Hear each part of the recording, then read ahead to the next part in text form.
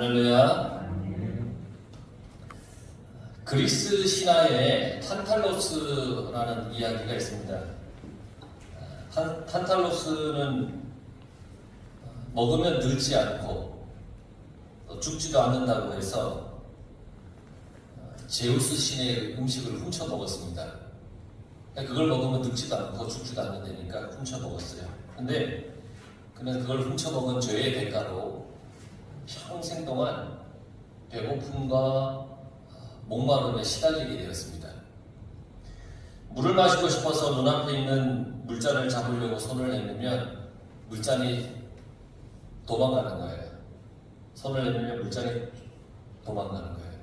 그러니까 물을 마실 수가 없어요. 너무 배가 고파서 나무의 과실을 따먹으려고 나무의 과실에 손을 착 올리면 그 나무 과실이 하늘로 쑥 올라가는 거예요. 그러니까 이 나무의 과실도 먹을 수가 없어요.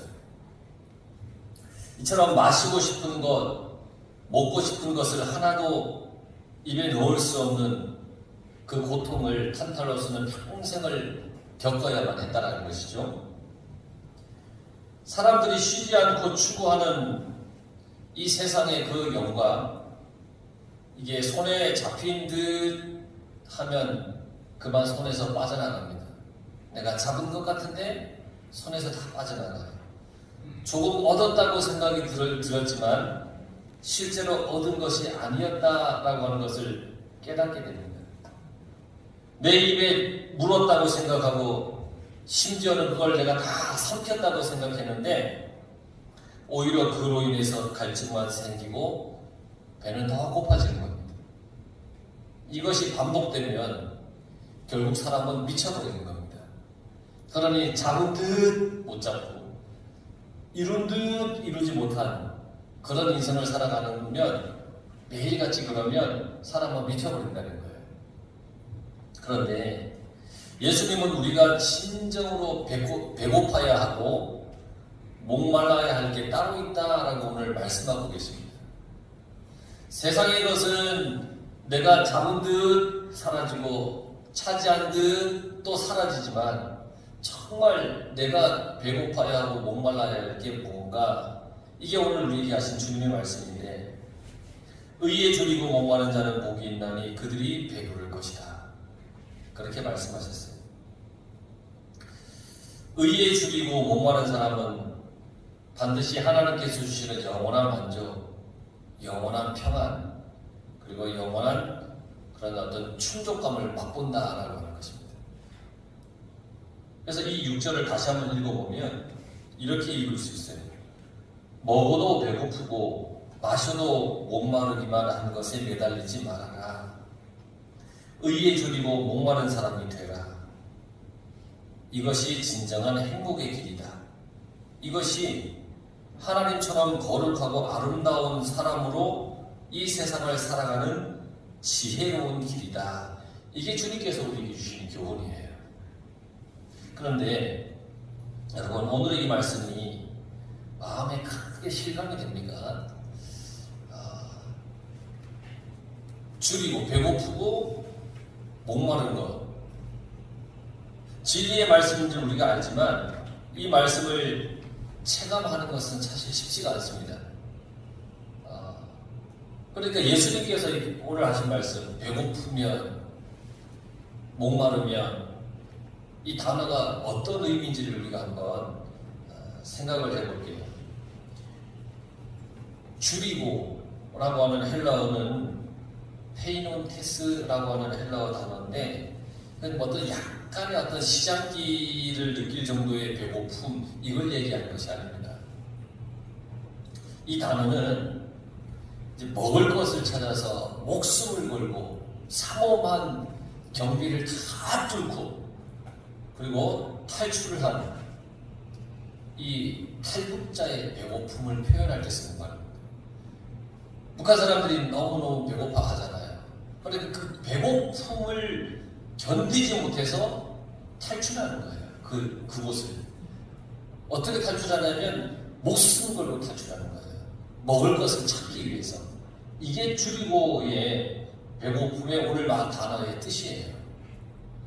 목마름이라고 하는 헬라어 단어가 딥소테스라는 단어인데, 이건 뭐냐면 땀을 많이 흘리고 나서 이 갈증 때문에 물 한 잔 원하는 그런 목마름이 아니에요.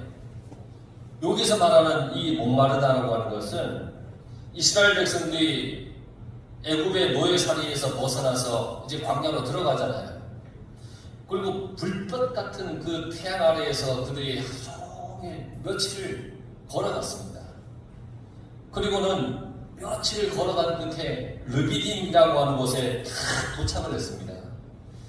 이 타는 갈증을 이제 참으면서 드디어 이제 물을 마실 수 있다라고 하는 그 기대감으로 이제 여기까지 왔는데, 그것은 물이 없는 겁니다. 해는 벌써 넘어가서 더 이상 이제 이동할 수도 없어요. 그런데 아무리 찾아봐도 마실 물이 없는 거예요. 그래서 백성들이 이제 이성을 잃어버리고 급기야는 어떻게 하냐면 모세 앞에서 막 난동을 부리는 겁니다. 야! 목말라 죽겠다.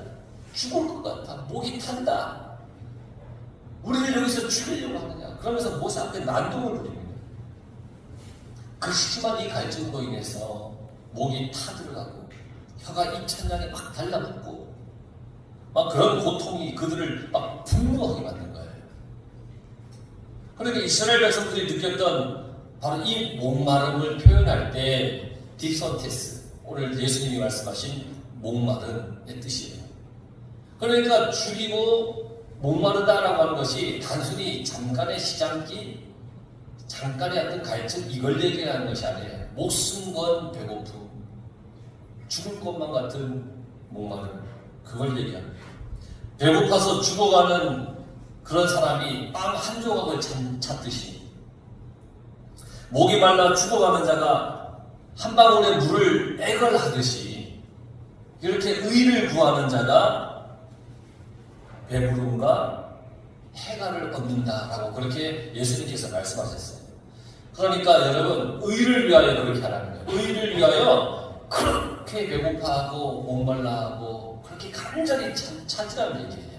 그러면 성경에서 말하는 의가 뭐냐? 이 의는 삶의 전 영역에서 하나님의 뜻에 일치하게 행하는 것이 의예요. 우리의 삶의 모든 부분에서 하나님의 뜻과 일치하는 것, 그게 의라는 거예요. 우리의 삶 전체가 하나님의 뜻에 일치하는 것. 그러니까 하나님, 내 삶이 하나님의 뜻과 일치하게 해달라고 목마름과 배고픔으로 주님께 구하는 거예요. 주님이 정하신 그 표준에 맞게 사는 것이 성경에서 말하는 의라고 하는 거예요. 그러니까 하나님의 뜻에 일치하는 삶의 의라면 하나님의 뜻이 도대체 뭐냐? 우리는 예수님을 배움으로써 하나님의 뜻을 깨달을 수 있어요. 예수님께서 요한복음 7장 16절에 뭐라고 말씀하셨느냐? 내 교훈은 내 것이 아니요 나를 보내신 이의 것이다 그랬습니다. 내 교훈은 내 것이 아니라 나를 보내신 이의 것이다. 즉 내 말은 내 말이 아니라 하나님께서 주신 말씀입니다. 예수님께서 말씀하신 모든 내용이 자신의 말이 아니라는 거예요. 자기를 세상에 보내어서 세상을 구원하려고 하신 하나님의 말씀을 전하는 것이라는 거예요. 주님의 말씀이 그거라는 거예요. 예수님의 말씀 안에는 하나님의 뜻이 숨어 있습니다. 예수님의 말씀을 잘 듣고 배우면 하나님의 뜻을 깨달을 수가 있는 겁니다. 그래서 예수님을 믿으면서 하나님의 뜻이 무엇인지 몰라서 우리가 고개를 갸우뚱거리는 사람은 아직도 성경 앞에 다가가지 못한 사람입니다. 내가 예수님을 믿는다고 해놓고는 하나님의 뜻이 뭔지 갸우뚱거리는 사람은 아직까지 성경의 말씀을 잘 읽지 않고 잘 모르는 사람입니다. 주님의 음성을 듣지 못한 사람이에요. 우리는 하나님의 뜻이 무엇인지 알아야 합니다. 또 무엇인지 또 압니다. 그리고 성령께서는 때를 따라서 말씀을 기억나게 하셔서 하나님의 뜻이 무엇인지 깨닫도록 우리의 마음의 음성을 들려주십니다. 제가 항상 말씀드리잖아요. 믿음이라는 것은 하나님의 말씀이 기억나는 만큼이 나의 믿음이라는 거예요. 그럼 내 삶에 하나님의 뜻을 이루어가는 것은 얼만큼이냐? 모든 내 삶 속에 그 삶의 순간순간 하나님의 말씀이 떠오르는 만큼이 내가 하나님의 뜻을 깨닫고 살아가는 사람. 그러니까 여러분들은 삶의 모든 순간순간 하나님의 말씀이 떠오르는 복된 성도가 되길 간절히 바랍니다. 화가 나고 분해도 하나님의 말씀이 떠오르는, 기분 좋으면 기분 좋다고 아무렇게나 그냥 태도를 취하고 행동하는 것이 아니라 그때도 하나님의 말씀이 떠오르는 것이에요. 삶의 모든 순간 하나님의 말씀이 떠오르는 거예요. 예수님은 하나님의 의가 무엇이고 하나님의 뜻이 무엇인지 우리에게 가르쳐 주실 뿐 아니라 자신이 몸에서 그것을 우리에게 보여주셨습니다. 예수님만큼 의에 줄이고 목말라 하셨던 분은 없습니다. 죽음을 앞두고 겟세마네 동산에서 예수님께서 하나님께 뭐라고 기도를 했냐면 나의 원대로 마옵시고 아버지 원대로 하시옵소서라고 기도를 했습니다. 그건 뭐냐면 주님은 하나님의 원대로 가는 것이 이 땅에 자기가 온 이유이고, 그리고 하나님의 원대로 하는데 자기의 생명을 다 드리겠다는 거예요. 그래서 십자가에서 죽으셨고 사흘 만에 다시 살아나셨고 우리를 하나님 앞에 인도하시는 이 세상의 구주가 되셨다는 거예요. 의에 줄이고 목마른 자가 된다고 하는 것은 바로 이렇게 예수님처럼 되는 것이고 예수님처럼 사는 사람이 된다라고 하는 말과 같습니다. 그러니까 예수님이 말씀대로 살아가는 것이 의에 줄이고 목마른 사람. 내가 주님의 말씀대로 살아야지 라고 하는 그 마음이 속에서 끌어오르면 의에 목마르고 줄인 사람이라는 거예요. 여러분, 예수님처럼 살아가기를 늘 갈망하시길 간절히 바랍니다. 그래서 의에 줄이고 목마른 사람이 어떻게 될 수 있느냐? 내가 구원받기를 간절히 사모해야 합니다. 여러분, 구원받기를 사모하며 살아가시기 바랍니다. 하나님의 뜻은 무엇이냐면 우리가 다 구원받는 겁니다. 그게 하나님의 뜻입니다. 마음에 구원받아야겠다고 하는 갈증이 느껴진다면 감사하시기 바랍니다. 내가 정말 구원의 자녀로 살아가야 된다. 이러한 갈증이 느껴진다면, 이러한 마음이 생겨난다면 감사하시기 바랍니다. 하나님께서 의에 줄이고 목마른 심정을 불어 넣어주신 겁니다. 그러니까 구원은 우리가 너무 밀접한 관계가 있는 거예요. 교회에 나온다고 해서 모두가 구원에 대한 강한 사모함이 있는 것이 아니에요. 그러니 오늘 교회에 나온 여러분들의 마음에 구원받아야 한다고 하는 강한 마음이 있다면 내가 의에 줄이고 목말라 하는 그런 사람이라고 하는 사실에 감사하시기 바랍니다. 그러니 여러분, 교회에 나올 때 나는 구원함을 받은 하나님의 자녀이고 늘 구원의 은혜 속에 살아가야 돼 라고 하는 그런 마음이 날마다 흘러넘쳐나길 간절히 바랍니다. 사도 바울 앞에 무릎을 꿇고 선생들이여 내가 어떻게 하여야 구원을 받으리까 이렇게 절규했던 빌립보 감옥의 그 간수처럼 우리는 구원받기를 사모해야 된다는 겁니다. 세상에 있는 것을 손에 넣었다 할지라도 구원받지 못하면 완전한 실패자입니다. 아무리 많은 것을 쌓아놔도 내가 구원을 받지 못하면 그 사람은 실패자입니다. 전해지는 말에 의하면 천하를 호령했던 알렉산더 대왕이 있습니다.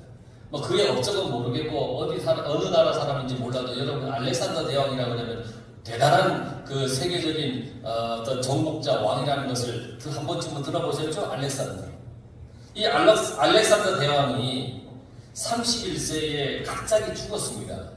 그래서 장례식 때에 이 관 양쪽에 구멍을 뚫어서 손이 밖으로 나오게 이렇게 했습니다. 관을 운구할 때 그 시신의 양손이 이제 뚫어놓은 구멍 주위에 막 부딪히면서 덜거덕 이제 소리를 냈습니다. 천하를 손에 쥐고 호령하던 이 알렉산더도 죽으면 빈손으로 간다고 하는 교훈을 주기 위해서 그렇게 했다라는 겁니다. 모든 것을 다 소유하고 누렸지만 구원받지 못했다면 그는 완전한 실패자입니다. 여러분, 실패자로 살아가지 마시기 바랍니다. 세상의 모든 것은 다 잃었어도 내가 구원함을 받았다면 그 사람은 성공한 사람입니다. 어떤 사람이 거액을 자기가 졸업한 학교에 기부를 했다고 합니다. 무려 400억입니다. 놀라는 눈치도 하나도 없습니다. 여러분, 400억. 근데 그 사람이 졸업한 학교가 미션 스쿨이에요. 이 사람은 재물을 많이 쌓아놓았는데 죽을 날을 앞두고 무엇을 할까 생각을 했습니다. 마땅히 떠오르지 않았습니다. 그러다가 생각해낸 것이 뭐냐면 학교에 기부하는 것이었습니다. 그래, 학교에 다 기부를 하자. 미션 스쿨. 근데 이 사람은 믿음이 없는 사람입니다. 여러분, 그런 거액을 기부한다고 문제가 해결되는 것이 아닙니다. 하나님 앞에 가려면 누구든지 하나님의 의가 있어야 됩니다. 로마서의 말씀대로 예수 그리스도를 믿음으로 말미암아 모든 믿는 자에게 미치는 하나님의 그 의가 있어야 된다는 겁니다. 하나님의 뜻, 하나님의 말씀 안에 있어야 되는 겁니다. 예수 그리스도를 믿어서 하나님이 인정하시는 그 의를 갖추어야 그분 앞에 우리가 갈 수 있다는 겁니다. 명예든 부든 권력이든 그 무엇이든 구원받는 데는 소용이 없습니다. 오히려 손에 무엇이라도 들고 있으면 이것이 대단한 치명적인 걸림돌이 될 수도 있습니다. 구원받는 데. 마태복음 19장 22절에 보면 이런 말씀이 있습니다. 그 청년이 재물이 많음으로 이 말씀을 듣고 근심하며 가니라. 어떤 청년이 예수님께 와서 물었습니다. 여쭤봤어요. 선생님, 내가 무슨 선한 일을 해야 영생을 얻을 수 있습니까? 그렇게 예수님께 여쭤봤습니다. 어떤 청년이 와서. 근데 예수님께서 너 계명을 다 지켜라. 그러니까 이 청년이 난 어려서부터 그 계명 다 지켰습니다. 그렇게 대답을 했어요. 마지막으로 예수님께서 그 청년에게 뭐라고 말씀하셨냐면, 자, 그러면 내 소유를 팔아서 가난한 자에게 주어라. 그러면서 그리하면 하늘에서 보화가 내게 있으리라. 그리고 와서 나를 따르라. 그렇게 예수님께서 말씀하셨습니다. 그런데 이 청년이 그 예수님의 말씀을 듣고 성경에 뭐라고 얘기했냐면 이 청년은 재물이 많아서 근심하고 떠났더라 그랬어요. 손에 쥔 게 너무 많아서 구원받는 것에 치명적인 걸림돌이 된 대표적인 예요. 너 가난한 자에게 너 많잖냐 재물 그걸 팔아서 가난한 자에게 주고 나한테 와라. 그러면 하늘에 보화가 쌓일 것이다. 그리고 나를 따르라 그러니까 돈이 너무 많아요. 재산이 너무 아까운 거예요. 남에게 주고 싶은 마음이 없는 거예요. 나 이거 치고 가면 안 됩니까? 아니다. 그것 때문에 너의 마음을 빼앗길 수 있으니 그거 다 가난한 자에게 주고 나를 따라오너라. 그렇게 말씀하셨어요. 그런데 그 재물이 그 청년에게는 구원의 걸림돌이 되었어요. 빈손으로 주님 앞에 나와서 그분의 옷자락을 우리는 믿음으로 붙잡아야 됩니다. 뭘 들고 나오려고 하지 마십시오. 주님 앞에 빈손으로 와서 주님의 옷자락을 만져야 됩니다. 12년 동안 혈류증을 앓았던 여인이 빈손으로 주님 앞에 왔습니다. 주님, 내 병을 고쳐주시면 내가 얼마의 사례를 하겠습니다. 이런 마음으로 오지 않았습니다. 그저 주님 바라보고 주님만 의지하고 주님만 바라보고 빈손으로 주님께 와서 그의 옷자락을 만졌더니 그의 혈류증이 나왔습니다. 귀신 들린 딸을 가지고 있는 여인이 주님 앞에 나와서 딸을 고쳐주십시오. 상에서 떨어지는 부스러기라도 개가 먹는 거라도 좋습니다. 조금이라도 은혜를 베풀어 주십시오. 빈손으로 나왔어요. 그랬더니 주님이 보시고 야, 너 믿음이 너를 구원했다. 네 딸의 귀신이 쫓겨났다. 그러면서 은혜를 베풀어 주셨다라는 겁니다. 이런 마음을 가지고 있는 사람을 의에 줄이고 목마른 사람이다 라고 말할 수 있다는 겁니다. 빈손으로 주님 앞에 나오는 사람. 이런 사람들에게는 영원히 목마르지 않고 배고프지 않는 은혜를 주십니다. 요한복음 4장 14절 내가 주는 물을 마시는 자는 영원히 목마르지 아니하리니 내가 주는 물은 그 속에서 영생하도록 솟아나는 샘물이 되리라. 할렐루야. 주님이 주시는 것은 그렇다.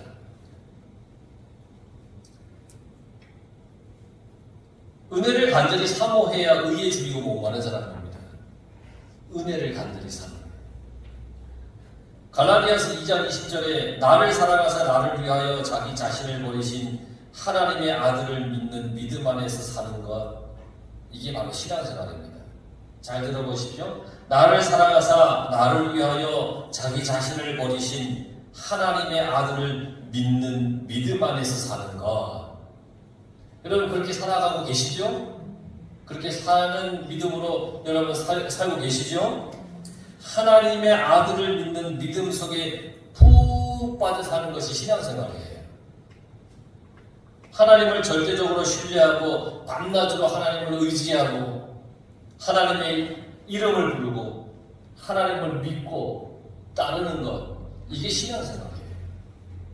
나를 향한 하나님의 사랑이 너무 커서 도무지 이해가 되지 않아요. 너무 그 사랑이 커서 도무지 이해가 되지 않아서 하나님을 더 알고 싶고 하나님을 더 만나고 싶고 하나님을 더 만지고 싶고 하나님을 더 잠시라도 그 얼굴을 뵙고 싶고 잠시라도 함께 있고 싶어하는 그런 갈증과 배고픔을 느끼는 게 신앙생활이에요. 다윗은 자기의 갈증을 가리켜서 시편 42편 1절에 이렇게 표현을 했습니다. 하나님이여 사슴이 신의 물을 찾기에 갈급함같이 내 영혼이 주를 찾기에 갈급하나이다. 유대 지역은 비가 오는 건기에는 비 한 방울도 내리지 않습니다. 그 건기에 사슴이 목이 말라서 이제 물을 찾아 다니느라고 정신없이 헤매는 그 일은 목숨 건 행동입니다. 언제 맹수가 나타날지 모르기 때문입니다. 그 다윗은 그토록 절박한 사슴의 갈급함에 자기 상태를 비유한 거예요.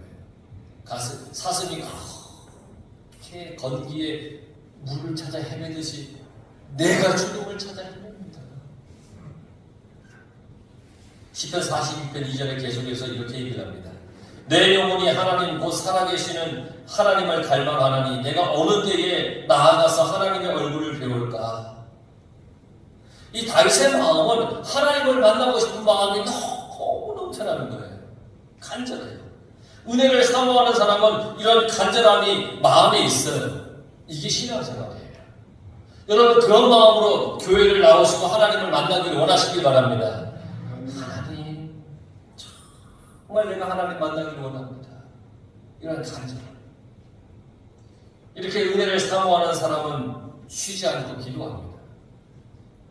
기도를 위해 무릎을 꿇으면 그 기도의 힘이 우리의 영을 하나님 은혜의 보좌로 이렇게 끌어갑니다. 그러니까 기도하는 시간은 우리가 이 세상에 있는 것이 아닙니다. 하나님 나라에 있는 겁니다. 하나님 보좌 앞에 있는 겁니다. 기도의 힘이 나를 그렇게 하나님 보좌 앞으로 끌고 올라가는 겁니다. 하나님 앞에 있는 겁니다. 육신에 갇혀 있는 것이 아니라 영이신 예수님과 만나는 그 시간이라는 겁니다. 그러니까 은혜를 사모하는 사람은 이렇게 쉬지 않고 기도하는 사람인 겁니다. 그러한 사람은 배에 부를 것이다. 그렇게 말씀하셨습니다. 배에 부를 것이다. 수시로 우리에게 생수를 주시고 수시로 우리에게 배부르게 먹여주신다는 의미입니다. 수시로. 맛있는 음식을 파는 곳은 좋은 식당에 한번 가서 그것을 먹어보고는 너무 맛있어요. 막 줄 서서 기다려서 먹었는데 너무너무 맛있는 거예요. 세상에 이보다 맛있는 게 없어요. 그리고 나서는 식당에 나오면서 에이 두 번 다시 여기 안 와? 이럴 사람 없어요. 너무 맛있는 음식인데 사랑하는 사람과 만나서 정말로 행복한 순간을 보내고 나서 에이 다시는 안 만날 거야 이렇게 결심하는 사람은 없다는 거죠. 또 만나는 것이죠. 마찬가지입니다. 예수님이 주시는 생수를 마시고 예수님이 주시는 영의 양식을 먹으면 더 주십시오. 또 주십시오. 더 주세요. 이게 당연한 것이라는 겁니다. 의에 줄이고 목마른 심정을 가지고 주님 앞에 기도로 나아가고 말씀으로 나아가고 예배로 나아가는 사람에게는 주님께서 자꾸 더 주신다는 겁니다. 얼마나 감사합니다. 그러나 여러분, 저는 주님을 아직 다 모릅니다. 은혜가 더 필요합니다. 어떤 것으로도 저의 빈 마음 채우지 못합니다. 주님께서 저의 빈 마음을 채워주십시오. 저에게 말씀해 주십시오. 만나 주십시오. 생수를 주십시오. 내게 필요한 은혜를 주십시오. 이런 마음을 가지고 나오면 하나님께서 너에게 이미 그만큼 있는데 왜 또 달라고 해? 절대 그러지 않는다는 겁니다. 또 주시고 또 주시고 또 주신다는 겁니다. 갈급해하는 영혼, 의에 줄이고 의에 목말라하는 그 사람에게 하나님은 배부르게 해주신다는 겁니다. 또 주신다는 겁니다. 더 주신다는 겁니다. 여러분, 하나님의 은혜를 또 받고 더 받길 원하십니까? 그러면 우리는 하나님의 그 뜻에 대해서 배고파하고 목말라하고 갈망하고 사모하고 그 말씀대로 살아가려고 그렇게 노력하고 하나님 만나기를 늘 사모하는 마음으로 우리는 살아가야 됩니다.